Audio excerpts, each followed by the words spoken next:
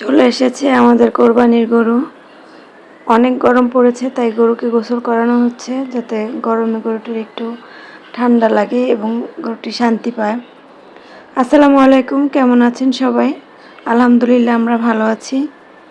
তো চলে এসেছে কোরবানির ঈদ। কোরবানি ঈদ মানেই হলো আল্লাহ সন্তুষ্টির জন্য আমরা যার যা সামর্থ্য অনুযায়ী পশু কোরবানি দিয়ে থাকি। তো আমরা আমাদের গরুটি নিয়ে চলে এসেছি। এত গরম ছিল, গরুটিকে আনার পরে গরুটি খুবই অস্থিরতা দেখাচ্ছিল, লাফালাফি করতেছিল। তাই সবাই চিন্তা করলো যে গরুটিকে গোসল করানো হোক, কারণ অনেক গরম ছিল আর নতুন পরিবেশে এসেছে। সে নিজেকে সবাই চেষ্টা করছে গরুটি যেন এখানে মানিয়ে নিতে পারে। তাকে খাবার খাওয়ানো হচ্ছে, পরিচর্যা করা হচ্ছে। এখানে খ্যার নিয়ে আসা হয়েছে গরুর খাবারের জন্য এবং ভুসি এবং পানি লবণ একসাথে মিশিয়ে গরুটিকে দেওয়া হয়েছে। গরুটি খাচ্ছে এবং সে আসার পরে যেমন অস্থিরতা দেখাচ্ছিল এখন আর তেমন নেই। গরুটি খুব শান্তভাবে খাচ্ছে।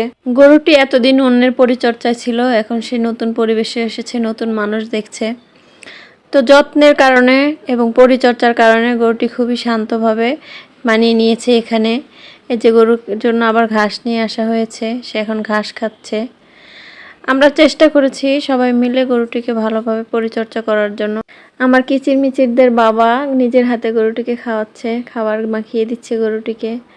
গরুটি এখন মানুষ চিনে গেছে, কারণ 2 দিন ধরে গরুটিকে পরিচর্যা করা হচ্ছে। আমার কিচিরমিচিরগুলো চলে এসেছে নিচে। ওরা গরুটা আনার পরে বারবার নিচে আসার জন্য লাফালাফি করতেছিল যে আম্মু আমরা গরুর কাছে যাব, গরুর কাছে যাব। ওরা নিজের হাতে গরুকে খাওয়াচ্ছে। প্রথমে যেতে ভয় পাচ্ছিল, পরে ওর বাবা ওদেরকে সাহস দিচ্ছে, বলে যাও, কোনো কিছু করবে না। তখন মেয়েগুলো ওদের ভয় কাটিয়ে ফেলেছে, ওরা একটু পরপরই গরুর কাছে যাচ্ছিল।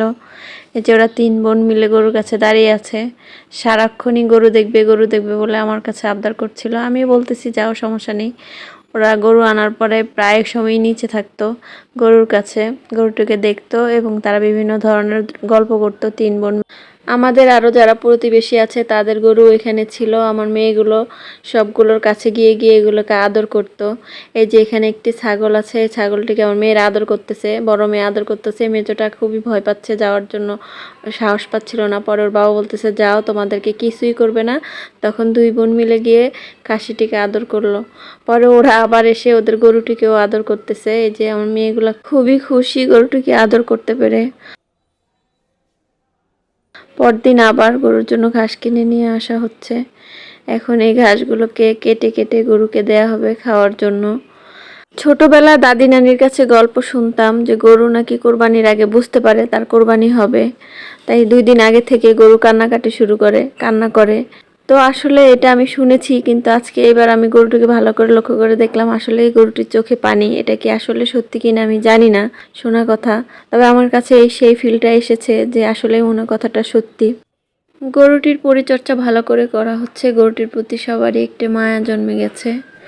এখন গরুটিকে কোরবানি করা হবে। কসাই ভালো করে গরুটিকে আদর করছে, যত্ন করছে যাতে গরুটি শান্ত থাকে।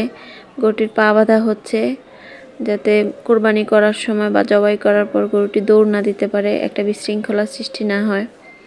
ভালো করে 4টি পা বেঁধে নেওয়া হচ্ছে গরুটির। ছোটবেলায় আমরা যখন গ্রামে কোরবানি দিতাম তখন আমরা সবাই মিলে দৌড়ে দৌড়ে গিয়ে দেখতাম কার গরু কত বড়, কার গরু কোরবানি দেওয়া হচ্ছে, গরু জবাই করা হচ্ছে। কিন্তু এখন সেই ফিলিংটা নেই। তারপরেও মেয়েদের আবদারের কারণে নিচে গিয়েছি, কিন্তু আসলে আমি কখনোই গরুটা জবাই করার সময় দেখতে পারি না। আমার খুবই ভয় লাগে এবং মায়া লাগে। আসলে গরুর চোখের দিকে তাকালে একটা মায়া লাগে যে এই পশুটা কিছু বলতে পারে না, একে এখন জবাই করা হচ্ছে। কিন্তু কিছু করার নেই, আল্লাহর সন্তুষ্টির জন্য, আল্লাহর হুকুম পালনের জন্য সবাই কোরবানি করতে হয়, আমরাও তাই করছি। আল্লাহ যেন সবার কোরবানি কবুল করে নেয়। আর এই ঈদে আমরা সাধারণত মহিলারা বাড়ির কাজে ব্যস্ত থাকি, পুরুষরা বাইরে গরু কোরবানি এবং কাটাকাটির কাজে ব্যস্ত থাকে। এই ঈদটা আসলে সবার ব্যস্ততম যায়, তেমন কোথাও ঘোরার বা বাইরে যাওয়ার সুযোগ থাকে না। আর এই ব্যস্ততার মধ্যে যেন সবাই খুশি থাকি, ঈদ মানেই খুশি। আজকের মতো এই পর্যন্তই, সবাই ভালো থাকবেন। আসসালামু আলাইকুম।